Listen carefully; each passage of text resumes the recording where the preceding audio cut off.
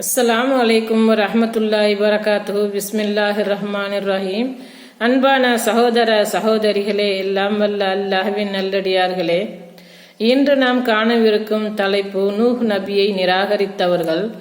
950 ஆண்டுகள் அசத்தியத்திற்கு எதிராக நூஹ் அலைஹிஸ்ஸலாம் அவர்கள் அழகிய முறையில் பிரச்சாரம் செய்தும் கூட மிக சொற்பமான மக்களே அவருடைய சொற்களை செவிமடுத்தார்கள். இறை தூதருடைய அழைப்புக்கு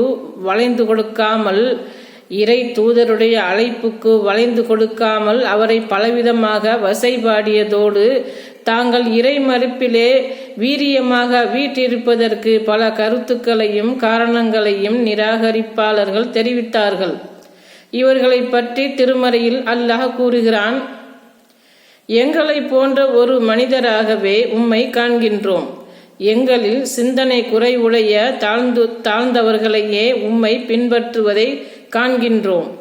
உங்களுக்கு எங்களை விட எந்த சிறப்பும் இருப்பதாக நாங்கள் கருதவில்லை, மாறாக உங்களை பொய்யர்களாகவே கருதுகிறோம் என்று அவரது சமுதாயத்தில் ஏக இறைவனை மறுத்த பிரமுகர்கள் கூறினார்கள். அல் குர்ஆன் அத்தியாயம் 11 வசனம் 27.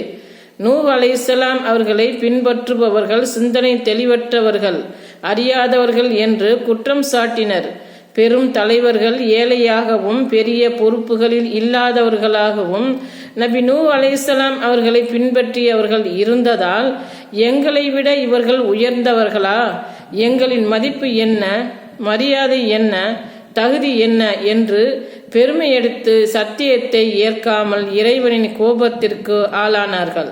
அஸ்ஸலாமு அலைக்கும் வரஹ்மத்துல்லாஹி வரகாத்துஹு.